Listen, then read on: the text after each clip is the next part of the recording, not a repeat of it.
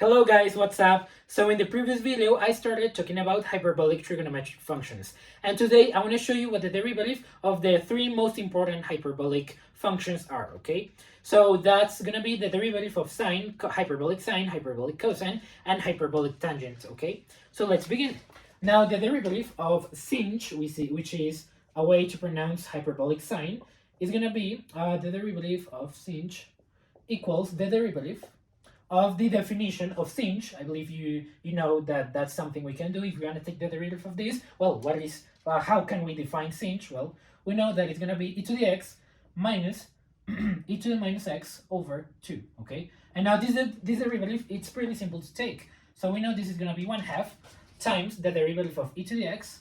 We know it's going to be e to the x minus the derivative of e to the minus x. So we have e to the minus x times the derivative of the exponent, which we know is going to be a plus. We get negative times negative, and now we can close the parentheses. And now, pretty cool, we know that, well, this is also how we define hyperbolic cosine, okay? Remember, hyperbolic cosine is defined to be e to the x plus e to the negative x over 2. So this is going to be cos x, okay?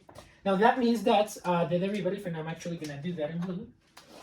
So the derivative of sinh, or hyperbolic sine, is going to be hyperbolic cosine, okay? Now that's the same as circular trigonometric functions, okay? Okay, the derivative of sine equals cosine. Now what about the derivative of cosine? Well, let's do that. So now we want to take the derivative of hyperbolic cosine, which we know is defined as this expression. So that is the derivative of e to the x plus e to the minus x over 2. And now how much is this? Well, let's see. So this is going to be 1/2 times e to the x, now plus e to the minus x times the derivative of the exponent. We know it's going to be negative. So that is going to be negative times positive. That is going to give us minus e to the negative x. And now you can see what's going on. We're going to get, once again, hyperbolic sine, okay? Because this is how we define hyperbolic sine to be, okay? This is what hyperbolic sine equals. And now this is pretty cool because we see that the derivative of sine, hyperbolic, if we're talking about hyperbolic functions, the derivative of sine is going to be equal to cosine. And the derivative of cosine, hyperbolic, is going to be equal to sine, okay? So the derivative of cos x equals sinh. Nice. And now the only difference with circular with the derivative of circular trigonometric functions is that cosine does not give a negative sign in front of the sine, okay? So you don't have negative sinh, you just have sinh, okay? That is something that you need to be careful and that you need to remember, okay? So now this is the derivative of sine and cosine. Now what about the derivative of tangent? So we know that if we want to take the derivative of hyperbolic tangent, and I'm going to do that over here, well, the derivative of this function is also going to be the derivative of sinh over cos, okay? Remember, tangent is defined to be the quotient between sinh and hyperbolic cosine, okay? And now we know, and I think, yeah, I'm not going to erase this just so you see it, but I'm going to continue over here. So now this is also going to be equal to, so we have 1 over 2, which is going to be sinh. 1 over 2 divided 1 over 2, we know they're going to cancel out. So we have all the Euler's numbers of sinh, which are e to the x minus e to the minus x over e to the x plus e to the minus x, okay? This is how hyperbolic tangent is defined, and now this is actually the derivative. So now I'm actually going to use prime notation. Prime, okay? Now, what is the derivative of that? Well, that is going to be a bit more interesting than hyperbolic sine and cosine, so I'm going to need more space, so now I will erase this. And now let's try to figure out the derivative of this. So let's do that. Now, the derivative of that, I can rewrite it as e to the x plus e to the minus x to the negative 1 times e to the x minus e to the minus x, okay? This denominator, you can rewrite it with a negative exponent, with a negative 1 exponent, and now we can use the product rule to find that derivative. So let's do that. Now we're gonna keep the same term that we have. Let's take the derivative of this one. Now let's keep this one the same and let's take the derivative of that one.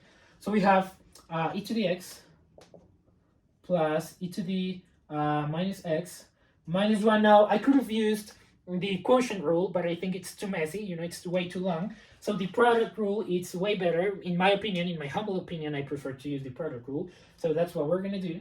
So now this is gonna be the derivative of that. It's gonna be e to the x. Now minus, we know it's gonna be minus this expression times the derivative of minus x, which we know is gonna give us plus e to the minus x, okay? And now we need to add the derivative of, well, the second part of the product rule, which is going to be this as a coefficient or as a factor. So we have e to the x, and actually, wait, what did we do? There's going to be plus, yeah, never mind. So now we have e to the x minus e to the minus x times the derivative of this. Now we need to use the product rule for that. So I'm going to use a square bracket. The chain rule, I'm sorry, not the product rule. So we have minus 1 in front times e to the x plus e to the minus x. Now times the derivative, and this is going to be minus 2, times the derivative of what's on the inside. So this is going to be e to the x, and this is going to be minus e to the negative x, okay? That is how what you get using the chain rule in e to the negative x. And this is how much we get. Okay, nice. Now let's see how we can simplify all of this. We know that this is going to be, are they going to be the same? Oh yeah, that's nice.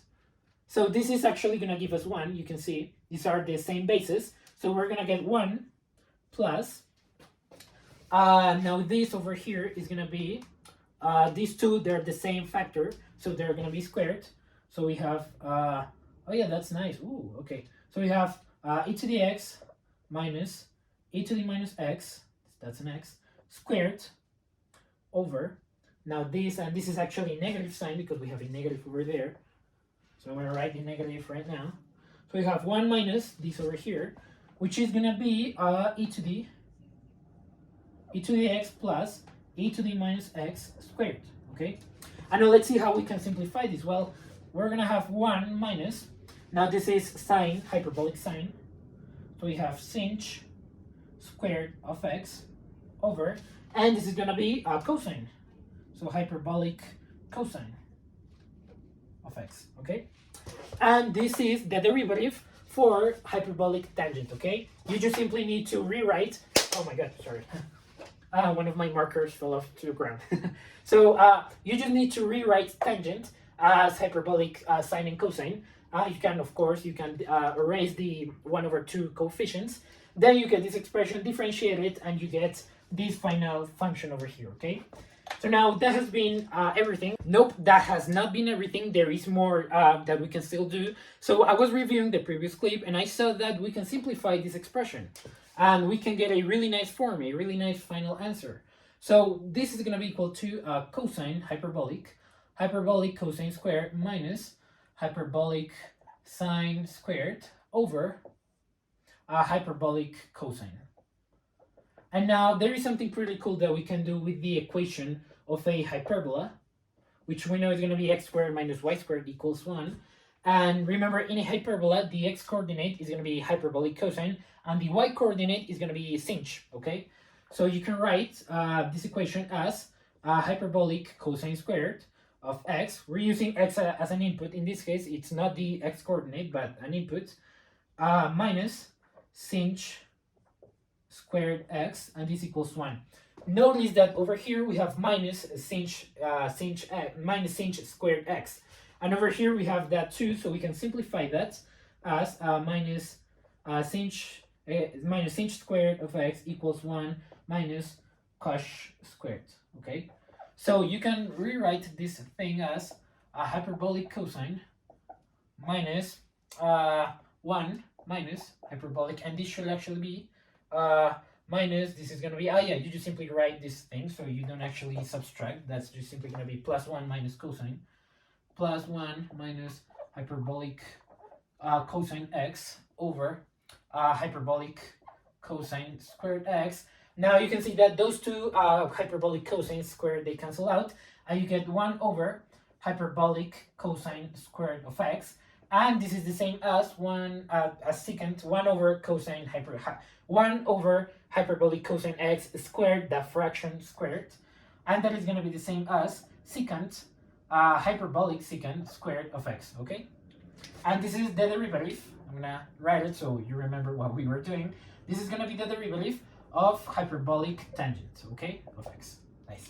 So this was a last thing that I wanted to add. I was reviewing the previous clip, and I saw that you can actually simplify that, okay? And this is gonna be the most standard answer, okay? If you Google what is the derivative of hyperbolic tangent, I'm pretty sure you're gonna find this because we like to keep things simplified. So yep, I'm pretty sure this is gonna be what you find. So yep, that has been everything. Now I'm serious, that has been the entire video. So yep, see ya.